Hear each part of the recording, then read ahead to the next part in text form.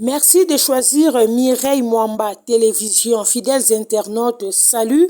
Nous sommes là aujourd'hui. Ce genre de scandale, on ne cessera pas d'en parler. Qu'est-ce qui s'est réellement passé? Pourquoi c'est arrivé? Le monsieur répond au nom de Pius Romain Roland ou Pius Romain Roland, voilà.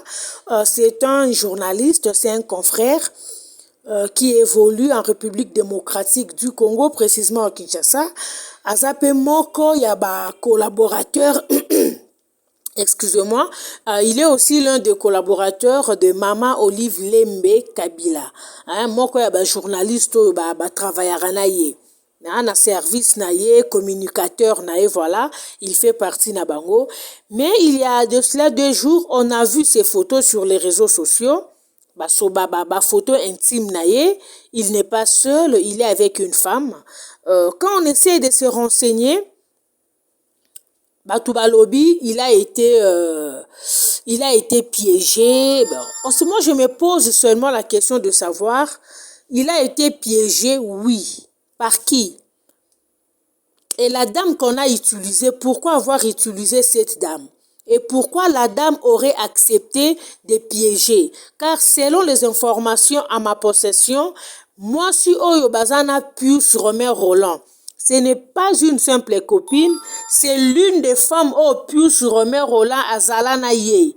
Moi, so Azala, moi, si Naye, et ils ont un enfant ensemble. Azam mama ya mwana Naye babota, bazana mwana. Alors, je me suis vraiment posé des questions. Et ça dit malamouté. Nazo mon système oyo, et comme mingi.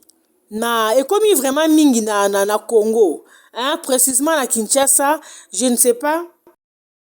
Je ne sais pas vraiment, donc, na Kinshasa, et comme nangoka elo moro ya, so oza na problème na mutu alingi a nuire yo, a humilier yo, ou soki mutu ango asepelaka na yo te, alors la personne s'arrange, ya koluka kokota na ba relation na yo, ko utiliser mutu yaza vraiment proche na yo, a publier nudité na yo. Tu vois, moi je pense que eza vraiment système moko ya bien te. Concernant notre frère Pius Romain Roland, Batubalobi, il a été piégé, basali bongo po kitisa ye parce que souvent na ba propos na ye, na ba émission na ye asalaka, azalaka souvent contre pouvoir. Il parle trop mabe na o etali côté Félix, Afinga Kawaneza o Batubalobi. Que moi personnellement, je ne confirme pas, je n'affirme pas et je n'appuie pas. Problème nanga eza karake, nakotala ba image autant natali yango. On a vraiment que c'est la femme elle-même ndazo kanga ba photo. Bomoni na meki kotia ba emoji place wana na bombi yango parce que eza vraiment intimité quoi. Tozo mona bolumbu na ye nyonso, na ndenge et ça la kito côté. Et tu vois les messieurs ozo mona ye kaza ya olala. O mona ke Pius Romain Roland aza ya rolala, aza na kati ya kopema. Et quand vous regardez très bien sur les images, vous verrez la femme na téléphone, azo tala pe bien, azo sourire, azo kanga photo. Donc moi si ye mokonde akangi ba photo oyo. Et je me pose la question de savoir, une femme, comment okoki kondima osala eloko ya boye? Pour place bazalaki, to mona keza na kati ya ndaku to ebite, eza hôtel, eza ndaku ya place mwasi ya vandaka, eza on ne sait pas, mais ils sont dans une chambre. Et à tout moment, la femme a son téléphone. Ba image nga naza nango awa ozomona mwasi nda aza na téléphone, mwasi nda azokanga ba photo ye moko. Azalaki kokanga ngo pour quel but? Est-ce vrai qu'elle a été utilisée, elle a été payée pour salir, pour dénigrer, pour humilier le père de son enfant? Et quand tu fais ça, na mobali yo bozana e na mwana, babiloko ba internet oyo, lelo technologie eza lisu ya ntango ya kala te. Babiloko ya internet, babiloko ya YouTube oyo etikalaka des années et des années. Est-ce que tu as au moins réfléchi qu'un jour mwana obobotana puce romain mwana wana roki okola, cet enfant aura son téléphone, cet enfant arokende pe koboire lisu na YouTube, cet enfant verra un jour que ba image moko etambolaki na réseaux sociaux ya nudité ya papa na ye. Nayebi te. Quand vous vous permettez ya kosala eloko ya boye, est-ce que vous réfléchissez? Et moi je me dis, pourquoi prendre toujours ce plaisir-là de se filmer en plein débat sexuel? Nalobara eloko mbala na mbala, certains fantasmes ne doivent rester que dans le cerveau. Eza eloko te, il faut tikala nango na téléphone otalaka. Nayebi te soki vraiment eza solo que la femme a été utilisée pour salir mobali na ye nde batu bazoloba. Parce que moi j'ai vu, c'est la femme qui est en train de prendre les photos. Alors je ne sais pas où la femme bayibiye téléphone, parce que na Kinshasa peut partout, même en Afrique du Sud et Salamaka. Quelqu'un peut te voler ton téléphone. Quelqu'un de mauvaise volonté a reculé sur téléphone. Il y a des gens qui sont tellement impolis et mal éduqués. Mutu asengi au téléphone abenga, mais au moment na mutu ango comme moment na kati ya galerie na yo. Moi j'ai déjà surpris une copine comme ça. Asengi nga téléphone abenga, na pesi téléphone oh na moni ya umeli na téléphone na nga na maboko na récupérer téléphone boye na kutie na kati ya WhatsApp. Na tunye me na kati ya WhatsApp na nga oke luka nini. Il y a des gens mal polis comme ça, des gens très mal éduqués. On ne sait pas. Est-ce que c'est le cas? Il y a maman et moi, il y a Pius. Elle a été piégée peut-être na muninga moko, a zouye téléphone sans que elle ne sache. Ami wana amoni ba photo oh ya azalaki nango, ya intimité na ye, ya ba makambu na ye na papa mwana na ye. Parce que selon les informations, c'est une relation qui n'existe plus. Bazalaka lisusu ensemble te. Donc eza babilo bazalaka nango tango bazalaka ensemble. Mais pourquoi sikoyo ebimi? Ebimi po ye mutu abimisi yango ou ebimi po mutu abimisi yango et soki ye abimisi yango. En tout cas, ce n'est pas une bonne femme. Parce que na ba image onga na moni ba image onga na sa nango awa. Ba photo nyonso mwaso ya zozwa. Puis ça ya rolala. Puis ça a vraiment un colal au monake à opema après avoir kouta rosala au basalaki azozwa moi repos azozwa moi souffle pour mon moyen ko reprendre les sous. Pendant qu'il est en train de se reposer, c'est en ce moment-là que la mère de son enfant est en train de lui prendre des photos et que yé a yébité. Et vous verrez bien, la dame est en train de sourire. C'est qu'ayeba qui est le kwazo sala. Mais c'est vraiment méchant, hein. Vous savez, une relation peut ne plus exister.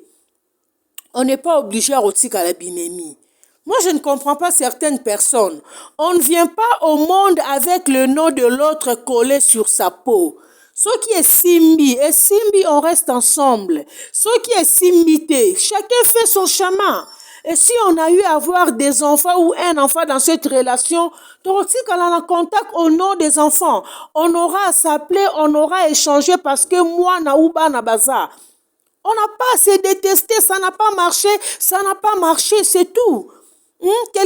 Personne ne vient au monde na kombo muninga na mukongo. Mutu moko ta bota marana tatouage ya kombo mutu na mukongo. Non. Toyaka tokutani soki esimbi, to vandi soki esimbi te to kabwani dans le bon, dans le calme. Pourquoi chercher à nuire? Pourquoi chercher à humilier? Pourquoi chercher à déstabiliser la personne avec qui on a eu à partager l'intimité? Pourquoi? Ça c'est de la sorcellerie. Biloko nazomona ngo mingi ezaka epa na biso na Congo. Bandeko na biso ba Congolais na ba Congolaises, baza ba spécialiste na makambo. Omona mobali moko akabona na mwasi mais posa na ye ezakaka amona mwasi wana zo souffrir. Posa la ke ba chantage ya omonit banda na tika etandenga koma kindoki. Moi si moko bena mobali bokabona tu veux toujours omona mobali wana na mabe omona ye na ba conditions à passer après au rejoignini. Maintenant quand tu as publié les photos de Pius sur les réseaux sociaux, dis-moi ozwi nini. Mibali bayoka na bango sonite et ozo publier eloko aboye na yo pe mwasi ozo mikanga pe ba photo à l'aise omibimisi na mabele yango ya yoka ndenge si ekomi wana. Attends, c'est quoi ça? Toyebi ke ba biloko ekoma osalama mingi na Congo et la plupart des filles ba sex tape mususu bozo mona ezo bima o mwana mwasi moko boye ba publier ye mwana mwasi non ba jeune bango bana basi mingi bakoma komiteka bongo. Ye moko azwi ba video na ye ba photo na ye pa balancer on a réseaux sociaux pour yebi ke tango ekobima. Il y a des hommes qui sont tellement curieux o posa na bango rozalaka ke mwasi o ba mona ki o ba publier wana baya ba luka ba mona pe mwasi yango fara baya ba meka pe ba mona à quoi ça ressemble. Il y a des hommes qui sont comme ça et il y a de ces femmes qui commencent aussi à utiliser réseaux sociaux bango moko baza ko s'exposer bongo eza te ke ba publier ye non. Ye moko mi publier pour azwa succès na ye moko mi publier pour azwa ba marché nde balobaka azwa ba marché azwa ba joba landa ye azwa ba tuba luka et tout ça. Mais eza kitoko côté, vous savez, on est toujours rattrapé par le passé, hein? Beaucoup de gens ne le savent pas. Oh to salaka tôt ou tard d'une manière ou d'une autre oroki koya ko futango ekoki koya kozongela yo na moment kutu oyo yo peut-être ozoyeba te. Tu vois, tu peux commencer à payer ba biloko mususu na vie, tu peux commencer à subir ba situation mususu na vie ozoyeba te ke eza pona o salara dans le passé. Bandero basi totika makambo yo. Bandero mibali pe totika makambo yo. La seule façon de vouloir venger mutu ezaka ate koluka ko humilier ye. Bats-toi, ok? Bats-toi, trouve-toi quelque chose à faire. So bozaki na relation, ata balobi ke parce que certaines personnes m'ont laissé entendre que na maman moi na neo bakabwana na ndenga mabe. Ata soki bokabwana na ndenga mabe, tango zwi siko mutakala na yo bimisi. Est-ce que bomiye? Ba mibali bayoka na bango soni toyebi. To monaka bango ebele ba mitakala bima en tout cas Congo na biso Kinshasa ikoma lokwa République ba mitakala. To monaka mutakala papi mbome bimaka wa quelques semaines na ebite c'était à quelques mois ya mariage na ye ou quoi.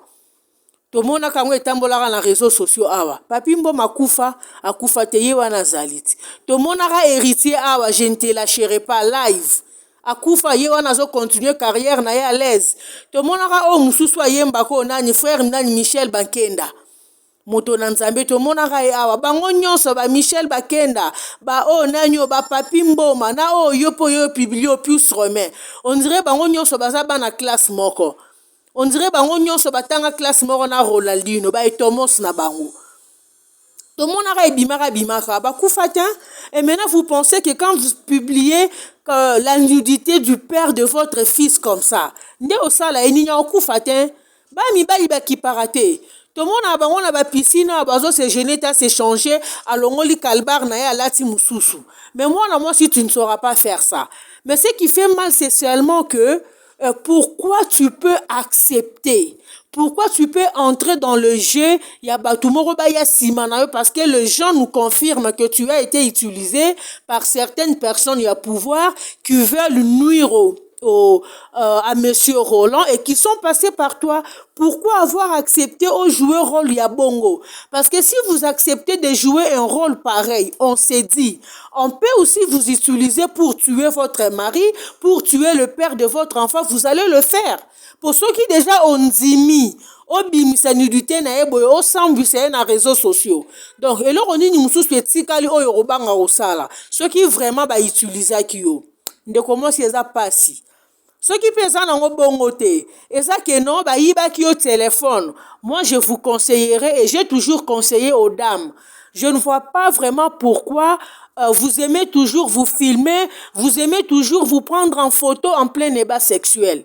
Certains fantasmes fait tikalarara na mutu. Vous aimez vous prendre en photo pourquoi? Aux gens dans la chambre, aux gens nus, tu te prends en photo. Pour ça, en photo, à la nini. Pour vendre, au la kango, pour... Non, ça n'a pas de sens. En tout cas, moi, ça me dépasse. Na lukarana réfléchir et loko wana réponse ya raté ke la rangai. Eza en sens te. Eza en sens te atamuke. On te voit là en tout cas. Na ebite eye la rabino na onde nini. bokoti na chambre, bolongoli bilamba, vous êtes allé là-bas. Ce n'est pas pour rien qu'on appelle ça intimité. On appelle ça intimité parce que c'est quelque chose d'intime. Quelqu'un d'autre, une troisième personne, n'a pas accès na yango. Alors pourquoi maintenant venir associer troisième, quatrième personne? Parce que quand vous amenez ça sur les réseaux sociaux, ce n'est plus de l'intimité. On est maintenant tous concernés. Tout le monde a rêvé plus qu'à bilamba siko, tout le monde y est na kati. Qui te retient? Et toi aussi, on te voit comme ça, tu es une belle femme, bah tu vas mon robe libanda, bah monyo siko ndengoza, bah monyo ma belle na onde c'est comment à 18h45, c'est pas intéressant, c'est pas propre.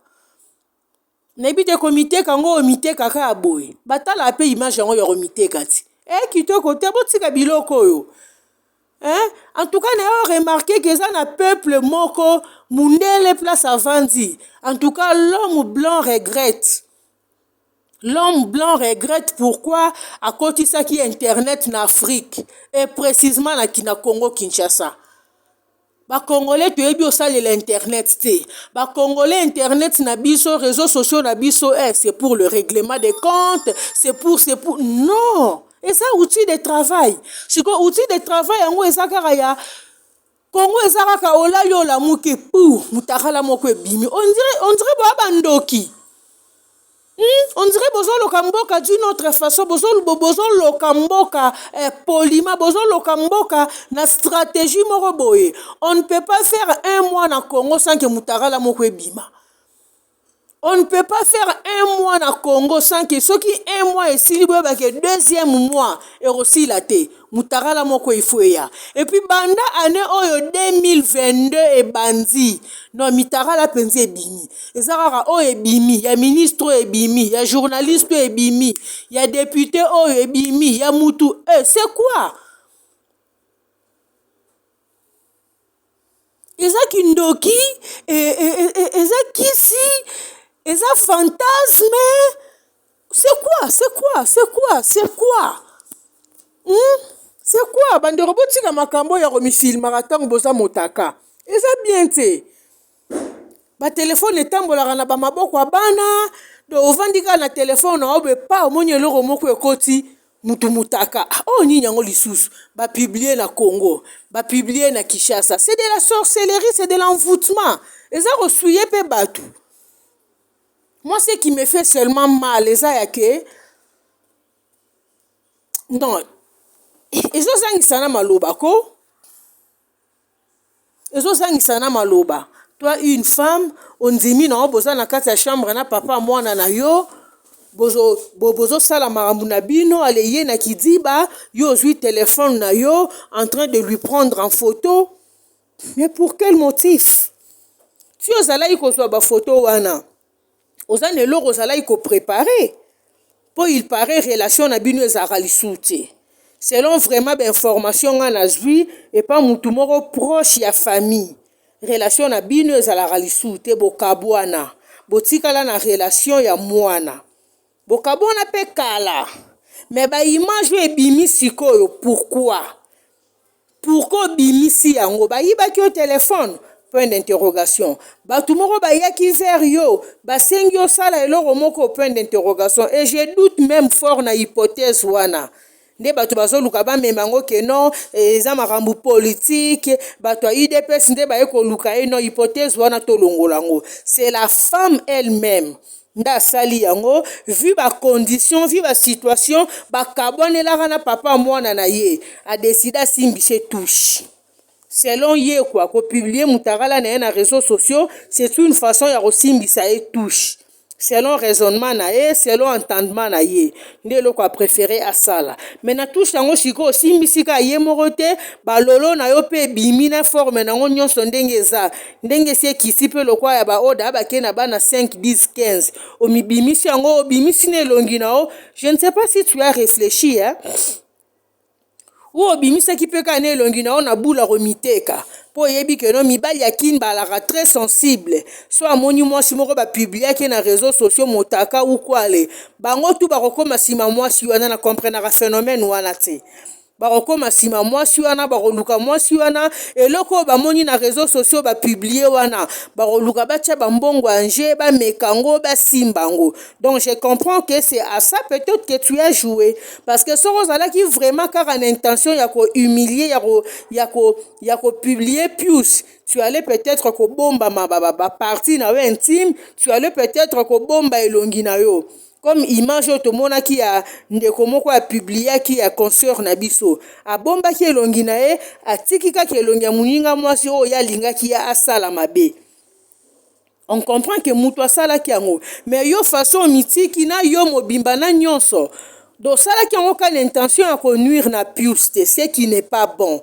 Vous savez dans la vie eza na basurprise ebele tomonaka lelo lobi tomonaka te lobi toyebaka te. Il faut éviter kosalanaka mabe mokili eza mokie monde eza na basurprise ebele to éviter kosalanaka mabe. Réseaux sociaux eza place à règlement de compte te. Arrêtez de vous filmer en plein débat sexuel. Je donne raison au pasteur Denis Lessi nalanda ye une fois qui disait yesoki a yetango akotaka na mwasi na hotel pona osala ekobo la première des choses azwaka récupérer ka photo téléphone ya mwasi. Il a raison. La première des choses azwaka téléphone à mwasi biloko tout atiaka ngo na sac à bombi yango quelque part pona ko éviter ba désert. Évitez de vous filmer en plein débat sexuel. Sentiment ngo nini oyo zoluka makambo bo osala okanga ngo photo o filmer yango potika lotala rango tango kotika lotala kango ça va t'apporter quoi? Ça va t'apporter quoi? Ça va t'amener na nini à te masturber? Au moins c'est que ça en sens te pourtant obando talango obando yoka naebite en tout cas moi ça me dépasse. Totika biloko eza mabe botika biloko yo eza mabe boza na bana toza na bana babiloko ba internet o ba image ba réseaux sociaux oyo etikalaka technologie ekoma ndenge mama babiloko ba YouTube o etikalaka des années et des années. Mwana noa ya komona o ba publiera maman nanga ba publier papa nanga motaka et ça kito côté vous ensorcelez vos enfants vous-même car la Bible nous dit un enfant ne peut pas voir la nudité de ses parents.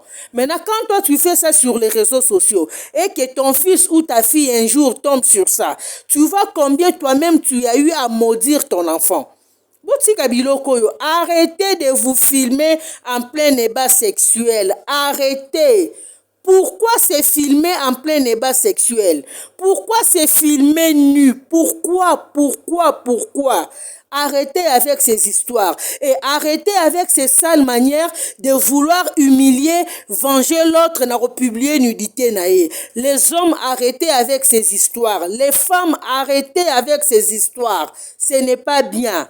Arrêtez avec ces sales manières ya luka ko humilier mutu ko kitisa mutu en publiant sa nudité sur la toile. Eza kitoko te. Ça ne paye pas. Tango po publier bongo bato ba moni bakati yango bake nango te. Soni ezalaka nango ya journée moko mibale après sili. Alors là, ta bilamba otambola continue oleka na tefa zoloba. Continue oleka na tefa zo singa. Continue oleka na TV. Osala ba débat na ya munoko makasi ya salaka. Donc bakati na bango etomos na ye bake nango te. Donc kitoko te quoi, kitoko te en tout cas ça dit bien te. Et ça dit bien te surtout quand on voit que la personne avec qui il était, asa copine moko ya alokotité, asa maman moi si bazala qui n'a la mère de son enfant. Et ce sont les images qui datent pour relation en wezaralisouté. Donc on comprend que bimi sikoyo moi si pour mobali ye moko ko bimisa ngote. Moi si nda bimisi yango pour des raisons qu'elle connaît. Moi si ndenga bimisi yango peut-être pour se venger de l'homme. Mais moi je me dis c'est une sale habitude, une très mauvaise façon de vouloir se venger de son ex. Ezakito côté. En tout cas, je pense que je vais vous laisser. Je vais vous laisser vraiment pour aujourd'hui. Namona ki yango esala inga bien te bonga vraiment to lobela poto omona ba pratique oyo ya ko publiera ba tumitakala o ekomi mingi ba pratique ya ko publiera puis ba pratique ya ko luka koko ozana partenaire na ona chambre ya zo soit moi moment ya repos yo yibi téléphone eza ba biloko zawadi asala ki Mike Kalambai Mike na mbeto alali zawadi aye na 2 secondes pas azui moi vidéo moko aye nango na réseaux sociaux ba biloko ngo yango yo ya mutu alali azopema na ye yo yibi okangi ye photo na ndenga muyibi ba biloko zawadi asalaki yango donc yo mwasi obotana Pius Romain oyo oza mwa classe ba zawadi bona ba gère oyibaka ba photo mobile ya za ya rolala eza kitoko te tu vois il faut vraiment éviter c'est pas intéressant de vouloir humilier la personne avec qui on a partagé l'intimité eza bien te et sur de quoi Muto bozana ena mwana, vous avez un enfant. Et ça, non, il y a des situations oyo, ata mutema mabe, ata esprit à vengeance et Mathieu. Mais rien que pour ton enfant, rien que pour les enfants que vous avez avec la personne, on te maîtriser, on continue chemin na yo. Hein? Tu fais ta vie. Aussi qui est pas ça la vie na ye, c'est pas la fin du monde. Hein? C'est pas quand même lui qui t'a déviergé. Hein? Il y a maman abinoté quand même. Tu fais ta vie, tu continues, tu fais ta vie. Beaucoup d'ana qui est simbité, tu fais ta vie. Hein? En tout cas, c'est ça qui t'a remingité.